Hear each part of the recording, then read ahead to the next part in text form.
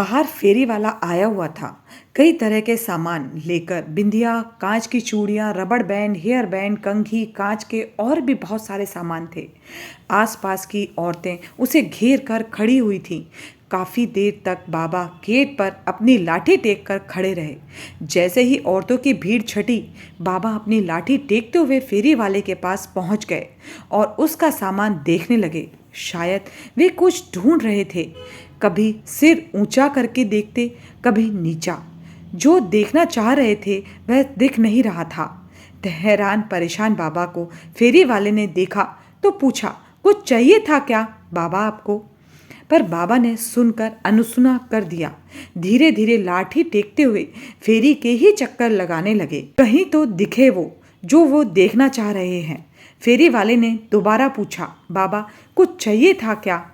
अब की बार बाबा ने फेरी वाले से कहा, हाँ बेटा, क्या चाहिए बताओ मुझे, मैं ढूंढ देता हूँ।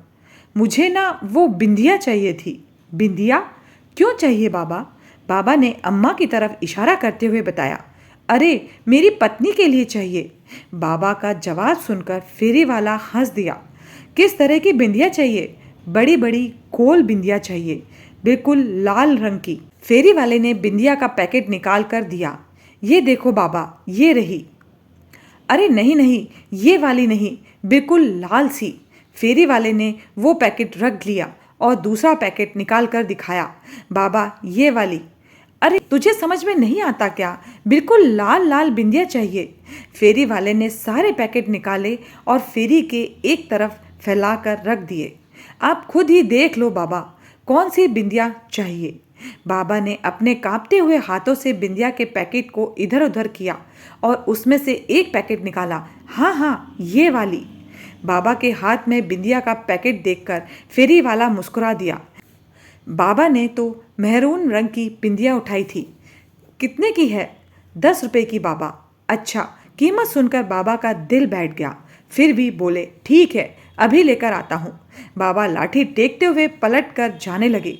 तब तक घर में से बहू आती दिखी।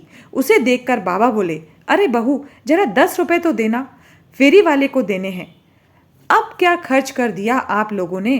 बहू ने लगभग चिल्लाते हुए कहा। अम्मा के लिए बिंदिया खरीदी थी, उसकी बिंदिया खत्म हो गई थी, कई बार बोल चुकी है। बाबा ने धीरे से कहा, बस बस, आप लोगों को और कोई काम तो है नहीं, बेवजह का खर्च करते रहते हैं।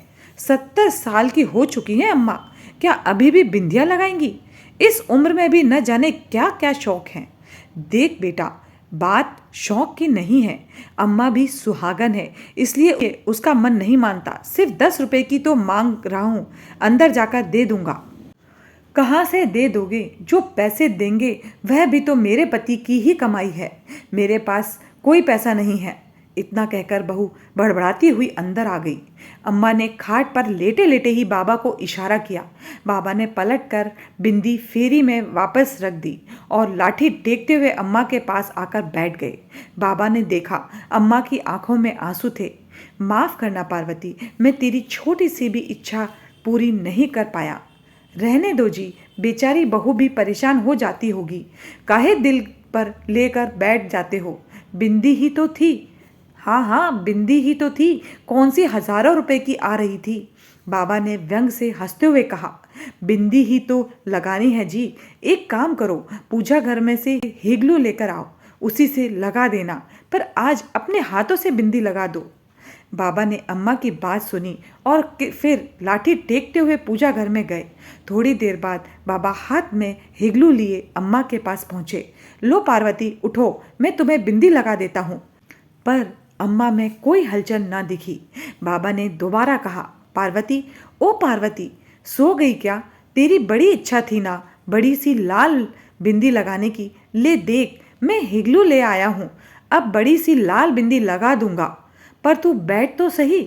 पर अम्मा बिल्कुल शिथिल पड़ी हुई थी, शरीर में कोई हलचल नहीं थी। बाबा का दिल बैठ गया। हाथ में हिगलू लिए अम्मा के पास ही बैठ गए। आंखों से झरझर आंसू बह रहे थे, पर एक भी बोल न फूटा। अम्मा जा चुकी थी।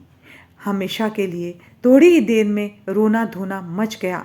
आस पड़ोस के लोग आ गए, बेटे को बुलाया गया और अम्मा को अंतिम यात्रा के लिए तैयार किया जाने लगा। अम्मा को नहला धुला सुहागन की तरह तैयार किए कर अर्थी पर लिटाकर बाहर लाया गया। बाबा ने देखा अम्मा के माथे पर बड़ी सी लाल बिंदी लगी थी। बाबा उठे और घर में गए।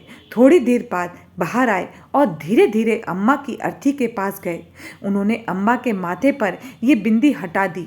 बाबा, यह क्या कर रहे हो? अम्मा सुहागन थी। आप बिंदी क्यों हटा रहे हो? बेटे ने कहा। बेटा, उसका पति बिंदी खरीदने की औकात नहीं रखता था, इसलिए हटा रहा हूँ। उनकी इस बात पर हृदय से लायक बनता है। सुनकर सब लोग अवाक रह गए। बहू शर्मसार हो गई। सब ने देखा बाबा अपने हाथों में लाए हिगलू से एक बड़ी सी लाल बिंदी अम्मा के माथे पर लगा रहे हैं। थोड़ी देर बाद ही बहू की चित्कार छूट गई। बाबा भी अम्मा के साथ हमेशा हमेशा के लिए लंबी यात्रा पर रवाना हो गए थे। मित्रों, ये भावनात्मक हृदय स्पर्शी कहानी बहुत कुछ संदेश दे रही है। अपने समाज में सिर्फ 2-4% बुजुर्गों की स्थिति ही परिवार में सम्मानजनक है। कहीं इसका मूल कारण संयुक्त परिवार का एकल परिवार में रूपांतरण, नाते रिश्तों की समाप्ति, धन लिप्सा की अंधी दौड़ एवं लड़के लड़कियों का पढ़ लिख कर सबसे अधिक जानकारी व बुद्धिमान होने का झूठा अभिमान, किताबी ज्ञान का होना परंतु व्यावहारिक ज्ञान की कमी होना तो नहीं। कृपया हम सभी एक छोटा सा प्रयास करें। अपने घर के बुजुर्गों का उचित सम्मान। सभी को एक दिन बूढ़ा होना ही है। माता पिता के न रहने पर ही उनका महत्व मालूम पड़ता है। इसलिए पश्चिमी देश का अनुसरण न कर हम अपनी भारतीय संस्कृति का अनुसरण करें।